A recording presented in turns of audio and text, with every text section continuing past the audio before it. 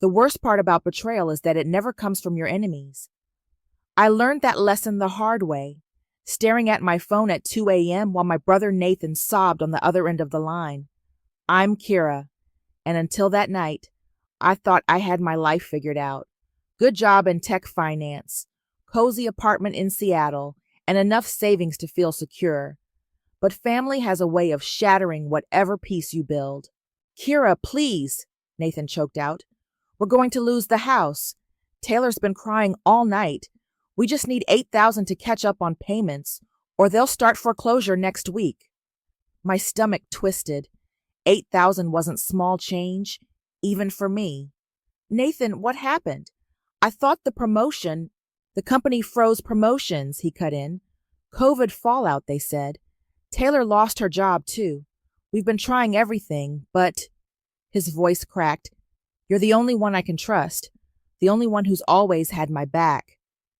The words hit like a punch to the gut.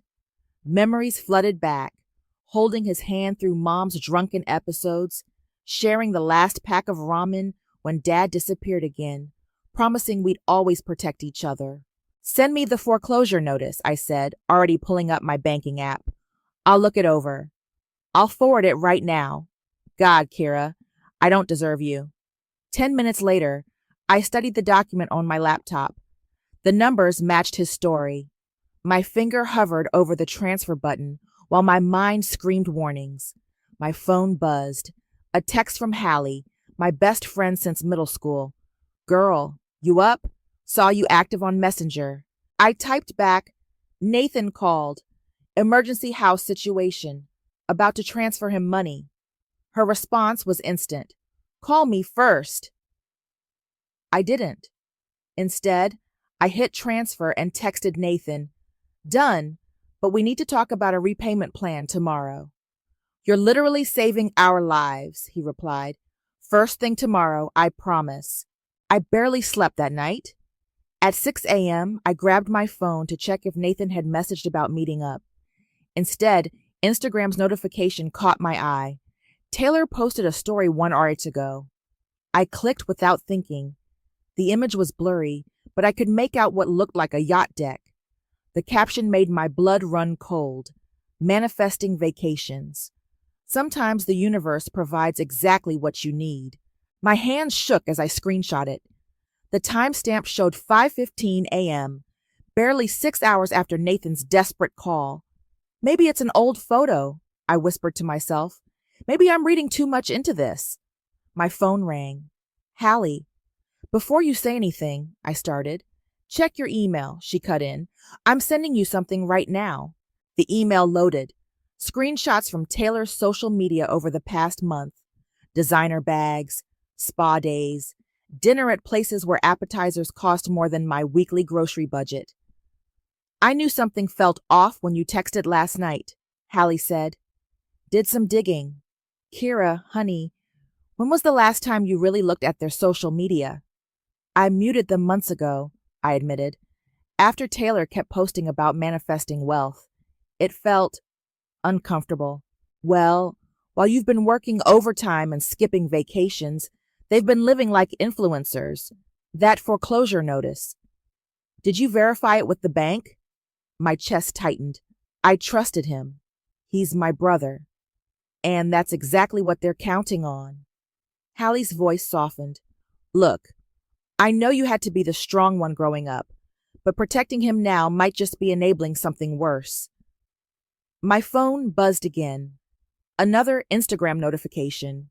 Taylor's new story showed a breakfast spread at some waterfront restaurant. Caption, starting the day, blessed, grateful for family that always comes through. The rage hit so suddenly it left me breathless. All those years of protecting Nathan, of being the responsible one, the reliable one, had it all just made me the perfect mark? My phone lit up with a text from Nathan. Thank you again, sis. You're an angel. Can we maybe talk about pushing back the repayment plan discussion? Taylor's still pretty emotional. I stared at the message for a long moment before typing, Sure, take your time. But as I set my phone down, something shifted inside me. The good sister, the protector, the one who always understood. She died right there at my kitchen table. In her place, something colder and sharper emerged. They wanted to play games with family loyalty? Fine. But they were about to learn that karma has a way of collecting debts with interest. Over the next 3 months, I became intimately familiar with Nathan's crying voice. Each call followed the same script. Desperate situation, just temporary. Pay you back soon. And like a fool, I kept saying yes. Just $2,000 this time, he'd plead. Taylor's car broke down. $3,000, please. The property taxes were higher than expected. Every transfer felt like throwing money into a black hole. My savings account dwindled while my credit card balance grew.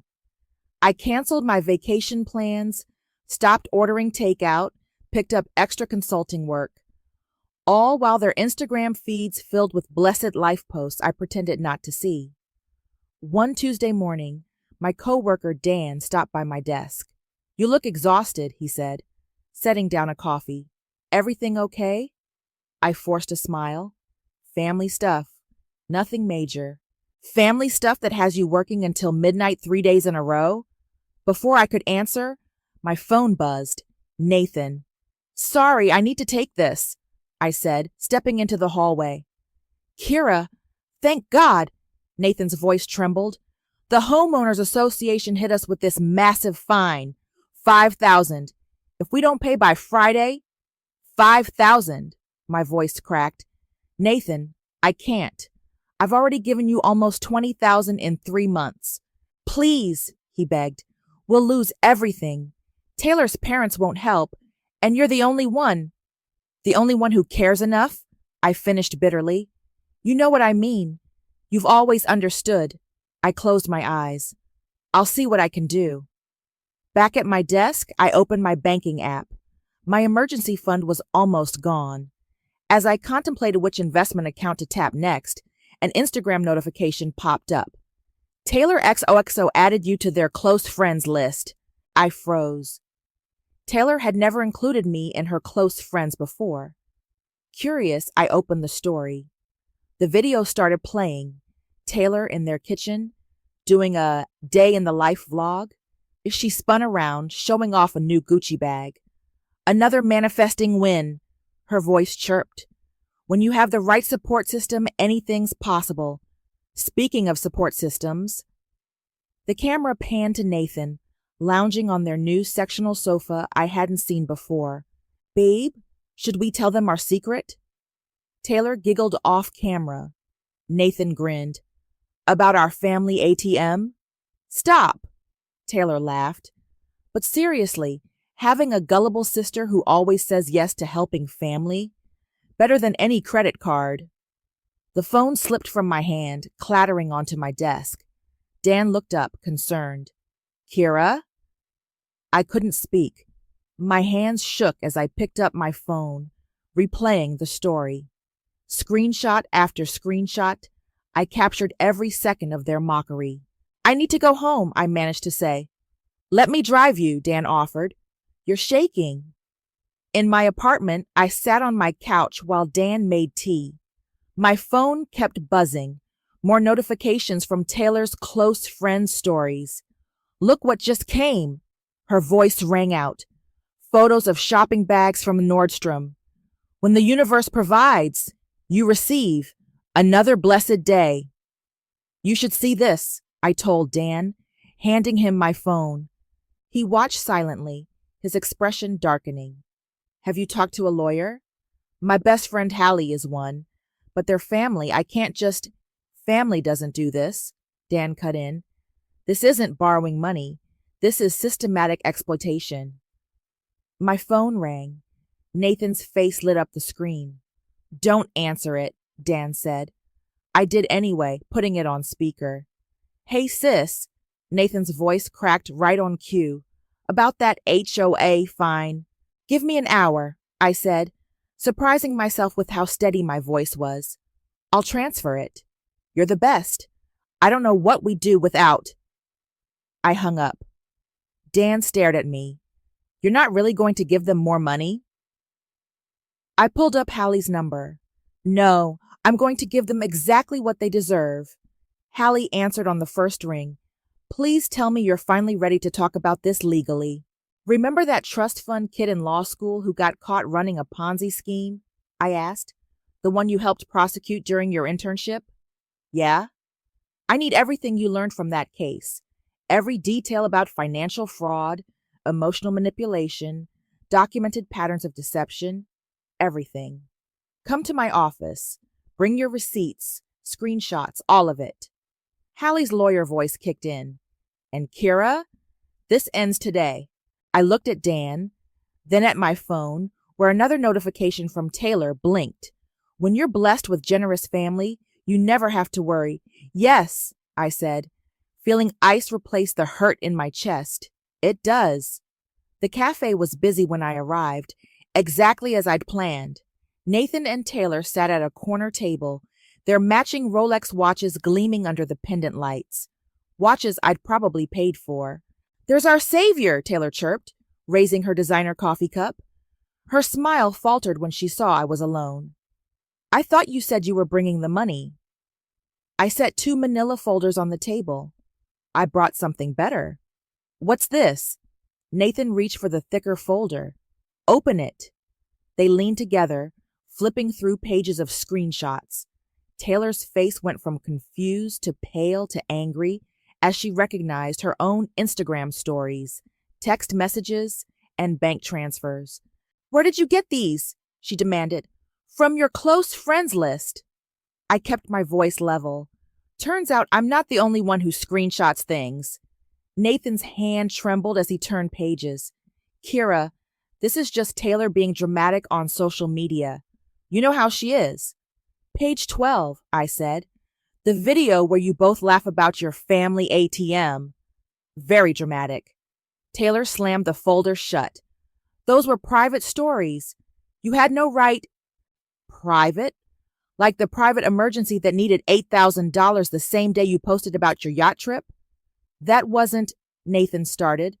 Or the car repair emergency right before your Aspen weekend? The HOA fine that magically coincided with Taylor's shopping spree? You're twisting thing, Taylor snapped. We were going to pay you back. I slid the second, thinner folder forward. Perfect timing. Here's the repayment agreement Hallie drew up. She's a lawyer now, remember? Nathan's face darkened. You involved a lawyer? You involved fraud, I countered. $28,000 of it. We're family. Nathan's voice rose. Several nearby customers turned to look. You can't sue family. Family doesn't exploit family. I tapped the agreement. Sign it, or the next folder goes to the police. Your choice. Taylor grabbed her phone, fingers flying. This is ridiculous. I'm calling my father. Good idea. Ask him about the legal implications of documented financial fraud. I'm sure he'd love to protect his country club reputation from that scandal. Her phone buzzed. She glanced down, then froze. The color drained from her face. What? Nathan asked. Taylor turned her phone to show him. A notification from her close friend's story had popped up. Wallace commented on your story. Nice to see the scam is still working. Wonder if the police would find it interesting. Wallace! Nathan's voice cracked. Your ex-Wallace? Taylor's hand shook. He shouldn't be on my close friends list. I removed him months ago. Apparently not, I said. Funny how screenshots spread, isn't it? Nathan grabbed the repayment agreement, scanning terms. $28,000 plus 10% interest? This is insane. Less insane than prison for fraud. I stood up, dropping a business card on the table. Hallie's number. You have 48 hours to sign and return the agreement. After that, she files charges. You wouldn't, Nathan pleaded. After everything we've been through? That's exactly why I would. I shouldered my bag. You knew exactly which childhood traumas to trigger, which family loyalty buttons to push. Congratulations. It worked perfectly. For a while, Taylor's phone kept buzzing. More notifications. Her perfectly maintained facade cracked as she frantically checked them. "Oh God," she whispered. "Wallace is commenting on all my posts. People are asking questions. Questions like where you got the money for all those luxury items while supposedly facing foreclosure." I smiled. "Better start drafting your explanations." "Kira, please." Nathan stood up. "We can figure this out. As family." "We stopped being family the moment you turned me into an ATM." I turned to leave, then paused. "Oh, and Taylor, you might want to check your other social media accounts. Those close friend stories make excellent evidence when they're shared in the right places." "You're bluffing," she said, but her voice trembled. My phone chimed. I held it up, showing them the screen. A message from Wallace with dozens of screenshots attached. Am I? I walked out, leaving them scrambling with their phones. Through the cafe window, I watched Taylor's carefully curated world start crumbling one notification at a time. My phone buzzed again. A text from Hallie. "Just got a panicked call from Nathan. Want me to start the clock on that 48-hour deadline?" I looked back through the window. Taylor was crying now, real tears this time, as Nathan tried to comfort her while simultaneously typing frantically on his phone. "Start it," I replied. "And Hallie, make sure the interest compounds daily." Sometimes karma needs a little help with her calculations, and I was done being generous with family discounts. The satisfaction of revenge lasted exactly 3 days. Then the weight of what I'd done hit me like a freight train. "You did the right thing," Hallie insisted over lunch. "They haven't even signed the agreement yet. Nathan's dodging my calls." I pushed my salad around. "Maybe I went too far." "Too far?" Hallie set down her fork. "They stole $28,000 from you, while mocking you online." My phone lit up with a text from Dan. "Check Taylor's Instagram." Taylor's latest post was a tearful selfie, taking a break from social media to focus on family and truth. "Some people you trust can really surprise you." The comments were brutal. "Is this about the fake foreclosure scam? Where did all the designer bags go?" "Wallace spilled the tea, sis." "They're trying to control the narrative," Hallie said, reading over my shoulder. "Classic narcissist move." My phone rang. Unknown number. "Hello? Kira?" A woman's voice. "It's Mom." My heart stopped. I hadn't spoken to our mother in 5 years. "Nathan told me what you're doing," she said. "How could you turn on your own brother like this?" I put the phone on speaker, hands shaking. "Did he tell you why?" "He said you're threatening him with lawyers over some borrowed money. After everything you two went through together." "Mom," I cut in, "he and Taylor stole nearly $30,000 from me. They bragged about manipulating me online." Silence. Then, "Oh." A pause. That sounds like what he did to me." "What?" "6 years ago, right after you moved away, he forged my signature on a loan application, $10,000. Said it was for a business opportunity." My stomach lurched. "What happened?" "I couldn't prove he forged it. Ended up having to pay it back myself. That's why I had to sell the house. I'd always wondered why she downsized so suddenly. Why didn't you tell me?" "Same reason you probably didn't tell me about this. Shame." She sighed. "I raised a con man, didn't I?" After hanging up, I sat in stunned silence. "You okay?" Hallie asked softly. "I need to see something." I pulled up Taylor's social media history. Help me look for posts from 6 years ago. We found it buried in her archived photos. Taylor and Nathan on a yacht, dated exactly when Mom took out that loan. Caption: "Surprise vacation from my amazing man." "Son of a bitch," Hallie whispered. My phone buzzed. A message from Wallace. "Got something you should see. Can we meet?" I forwarded it to Hallie. "Think I should?" "Not alone." She was already texting. "Dan's free. He can go with you." An hour later, Dan and I sat across from Wallace in a different cafe. He looked nervous, constantly checking over his shoulder. "Taylor's been trying to get me to delete screenshots," he said. sliding his phone across the table, offered me money, even tried threatening me. I scrolled through his messages. Taylor's desperation was palpable. Please delete everything. I'll pay you. You're ruining my life. If you don't stop, I'll tell everyone about your past. There's more, Wallace said. Check the voice messages. I pressed play. Taylor's voice filled my earbuds. The ATM sister thing was Nathan's idea.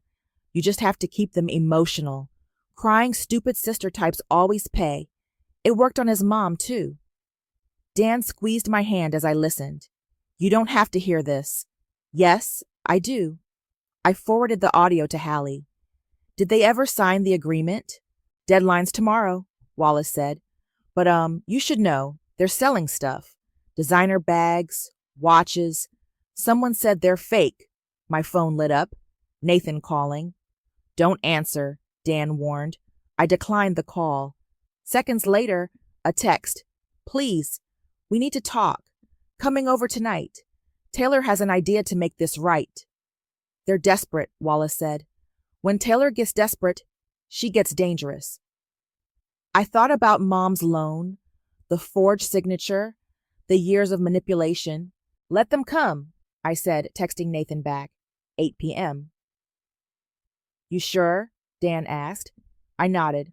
Already texting Hallie. Need you to witness something tonight. Bring your legal pad. The reply came instantly. Recording everything.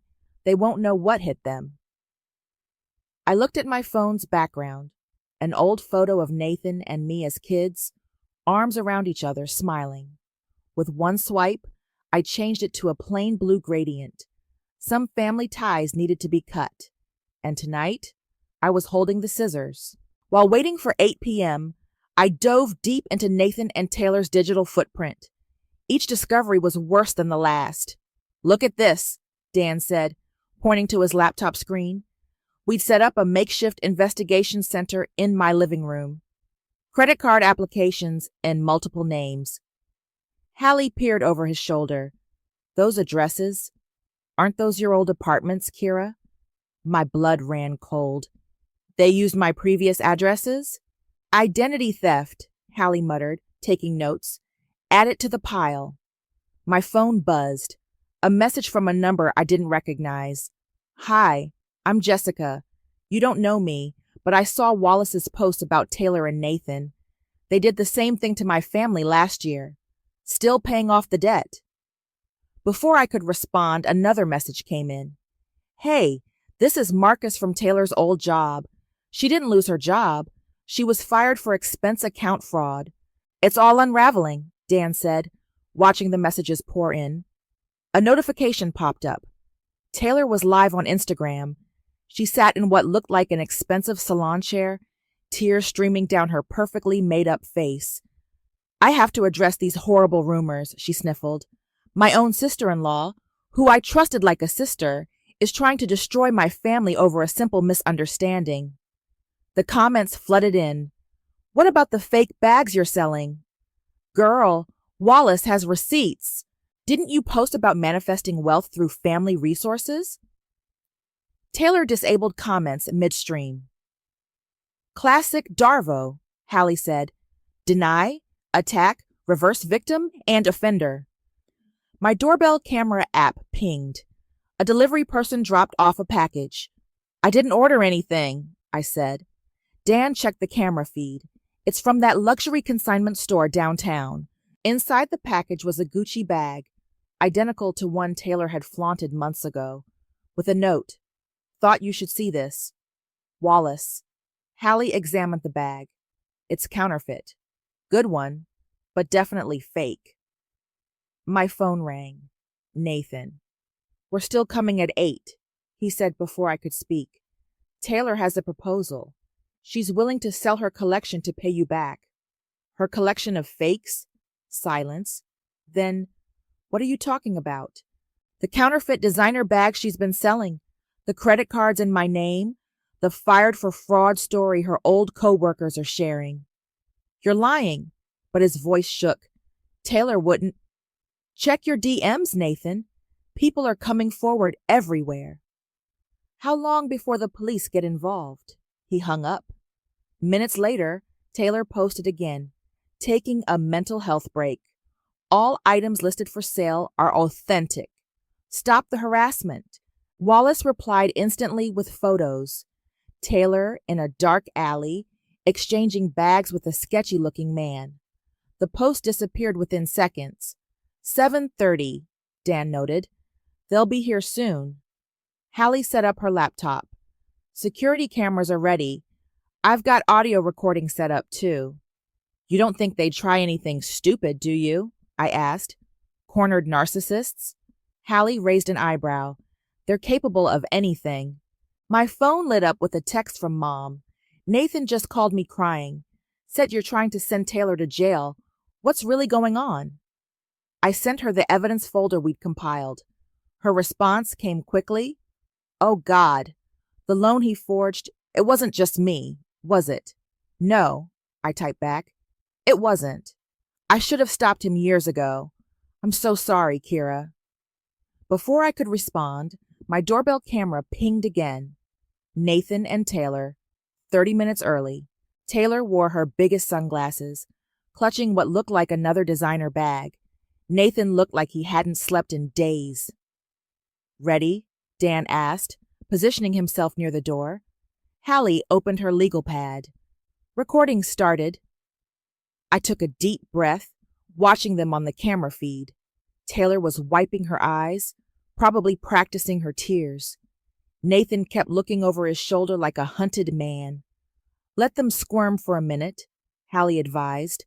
I watched as Taylor checked her makeup and her phone's camera, rehearsing what looked like a speech. Nathan paced, running his hands through his hair. The doorbell rang.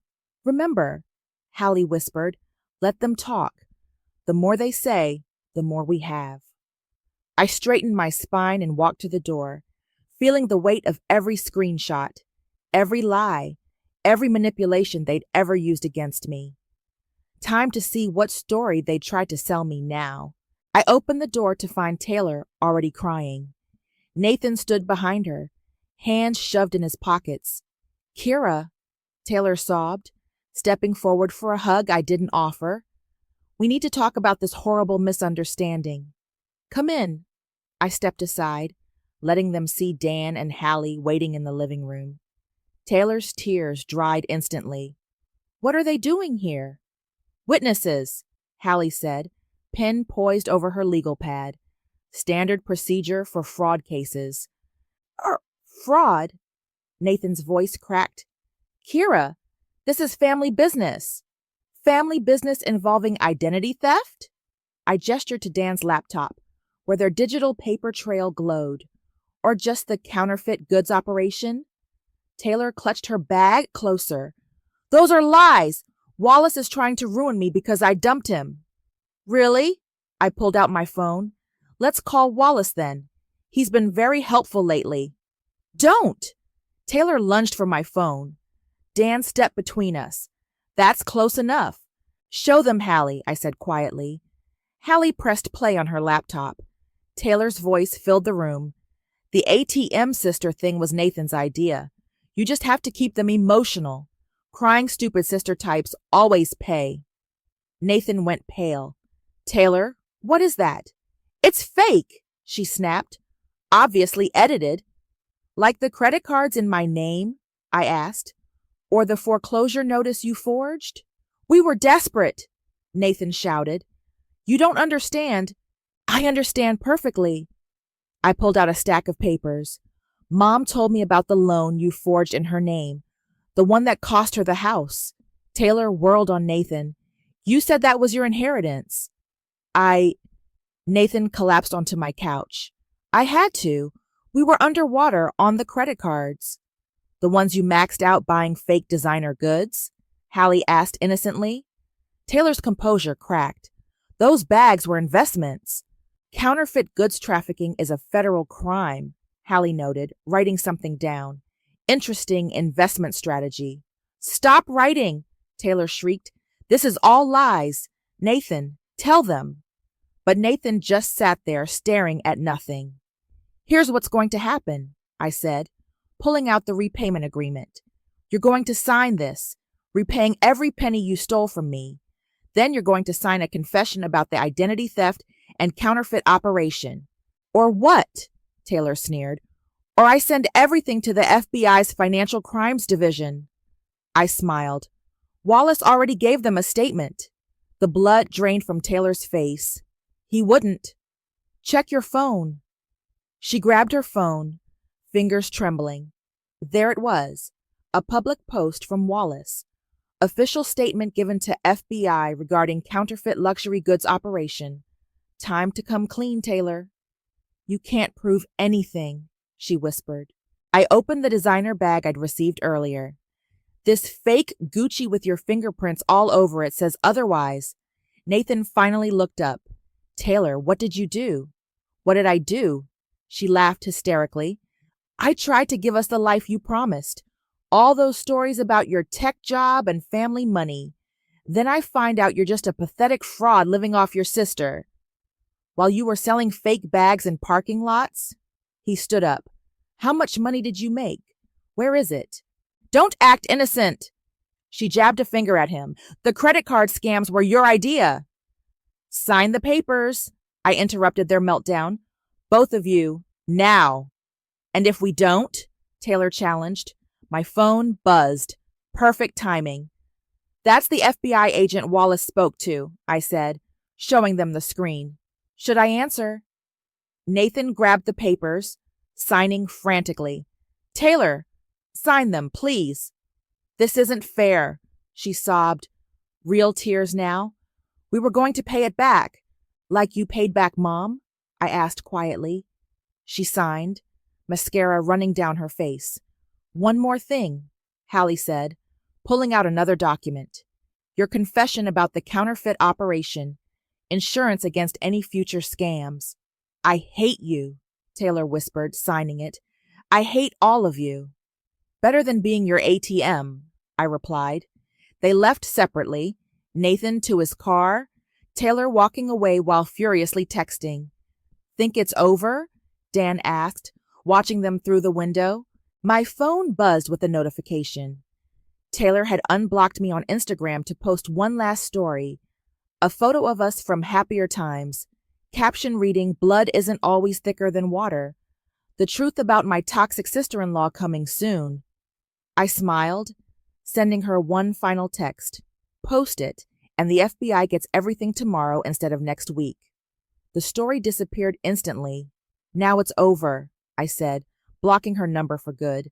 The lawsuit hit them like a tsunami. Hallie made sure every detail was airtight, every piece of evidence devastating. We filed on a Monday. By Wednesday, their carefully constructed life was underwater.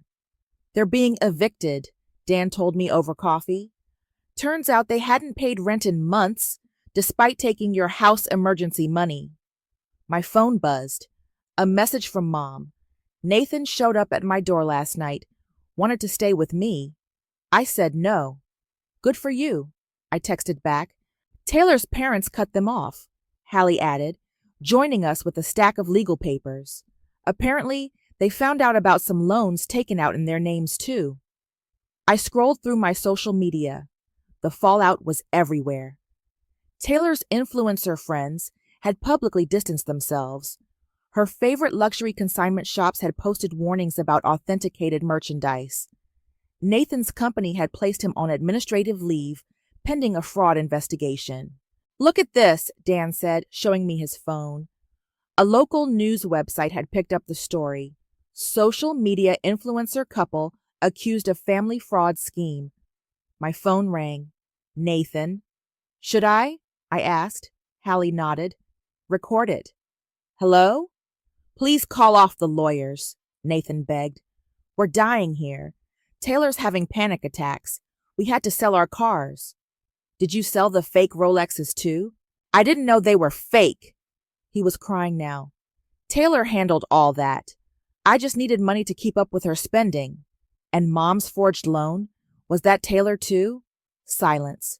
That's what I thought, I said. What do you want from us? His voice was hollow. Everything you took, plus interest, plus consequences. We can't pay it all. We're broke. Should have thought about that before running your scam. He hung up. Minutes later, Taylor called. Listen here. You vindictive bit. No, you listen. I cut her off. Every time you or Nathan contact me except through Hallie, I release more evidence. Want to test me? She hung up too. My phone lit up with notifications. Taylor had gone live on Instagram again, this time from what looked like a much smaller apartment. Time to tell my truth, she said, makeup perfect despite her trembling lip, about toxic family and false accusations. I texted Wallace. Now. He commented instantly. Should we talk about the security footage from behind the mall? The one with you selling fakes? She ended the live stream mid-sentence. They're running out of options, Hallie said, checking her emails. Their lawyer just reached out. They want to settle. Terms: monthly payments, garnished wages, supervised spending, plus a restraining order preventing them from contacting you except through legal channels. And the criminal charges? FBI is building their case. Wallace's evidence was just the tip of the iceberg. My phone buzzed again. A text from an unknown number. This is Robert, Taylor's father. Can we meet? There's something you should know. We met him at Hallie's office. He looked tired, aged beyond his years. Taylor's done this before, he said without preamble. 3 years ago, different state, different names. We covered it up, paid people off, thought she'd learned her lesson. And Nathan? Enabled her, participated. They're perfect for each other, both living in a fantasy world built on other people's money. He slid a check across the table. This covers what they took from you, plus interest. I'm done cleaning up their messes. Let them face the consequences. I stared at the check. Why? Because I failed as a father by protecting her too much. Don't fail yourself by showing mercy they don't deserve. After he left, I sat with Hallie and Dan, turning the check over in my hands. What now? Dan asked softly. My phone lit up. A final Instagram notification. Taylor posting a simple white square with black text. Taking time away to reflect and heal. The truth will come out when I'm ready. Until then, remember there are two sides to every story. The comments were disabled, but someone had already screenshotted Wallace's response on Twitter. Only two sides? The FBI found at least dozen victims. But go off CS. I looked at the check, then at Hallie. Process this, then file everything we have with the FBI. You sure? She asked. They're still family. No, I said, blocking Taylor's account one last time. They're just people who taught me an expensive lesson about trust. Dan squeezed my hand as I typed out one final social media post of my own. Some masks had to come off before I could breathe again. Onwards. The likes and supportive comments poured in immediately, but I didn't need them anymore. The truth was enough. The morning of the FBI raid, I sat in my office watching the news coverage on my phone. Multiple agents led Taylor out in handcuffs while reporters shouted questions about the counterfeit luxury goods operation. Nathan had already been arrested at his workplace an hour earlier. You okay? Dan asked, setting a coffee on my desk. Before I could answer, my phone exploded with notifications. The story had gone viral. Influencer couple arrested in multi-state fraud investigation. Social media stars face federal charges. Family fraud scheme unravels. Dozens of victims come forward. Hallie burst into my office. Turn on the news. Taylor's trying to give a statement. On screen, Taylor stood between FBI agents, somehow still perfectly composed. This is all a misunderstanding. My sister-in-law is trying to destroy. An agent cut her off, leading her to the waiting car. Hallie, I said quietly, remember when you said revenge wouldn't feel as good as I thought? She nodded. You were right. It feels better. My phone buzzed. A message from Mom. Watching the news. You did what I should have done years ago. I'm proud of you. Another notification popped up. A DM from Wallace. Check your email. You're going to want to see this. The email contained dozens of screenshots, Taylor's private messages to other potential victims, Nathan's attempts to open credit cards in my name, their conversations about which family members to target next. Send these to the FBI, Hallie advised. They'll want everything for the prosecution. My phone rang. Unknown number. Hello? Kira? Taylor's voice shook. I get one phone call. Please, you have to help us. We're your family.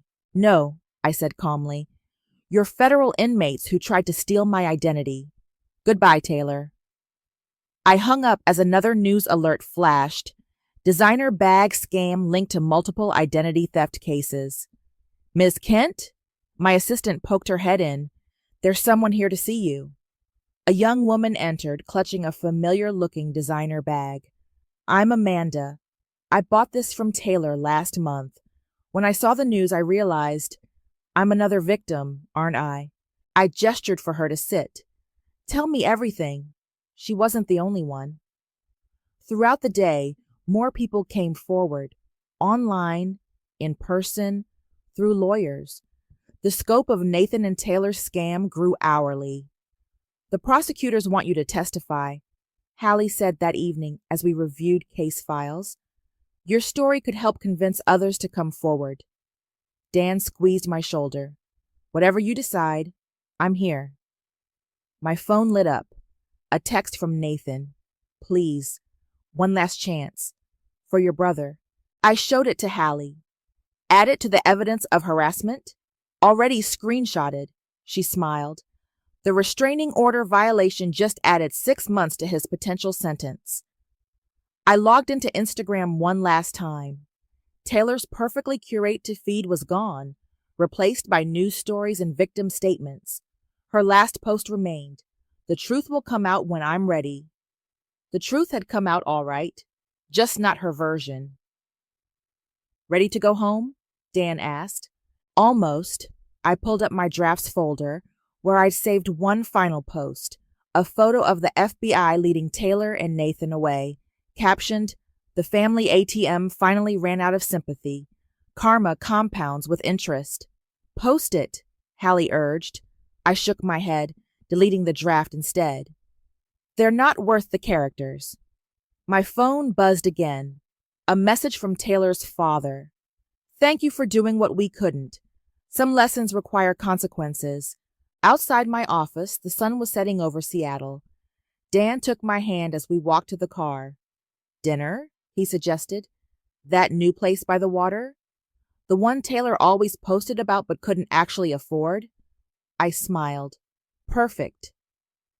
My phone lit up one last time. A text from Mom. Coming to Seattle next week. Dinner with my daughter? Just us? I typed back. Just us. No more enabling. No more lies. Promise. I looked at Dan, then at Hallie, who was still reviewing case files. At my office where I'd built my own success. At my life, finally free from manipulation. Dinner sounds great, Mom, I replied. I know just the place. I blocked Nathan's number, then Taylor's new prison email address. Their story was over. Mine was just getting good. Ready? Dan asked. I deleted the last traces of their social media from my phone. Ready. Sometimes cutting ties means cutting losses. But as I walked away from the wreckage of false family loyalty, I realized I hadn't lost anything worth keeping. The truth, it turns out, was the best revenge of all.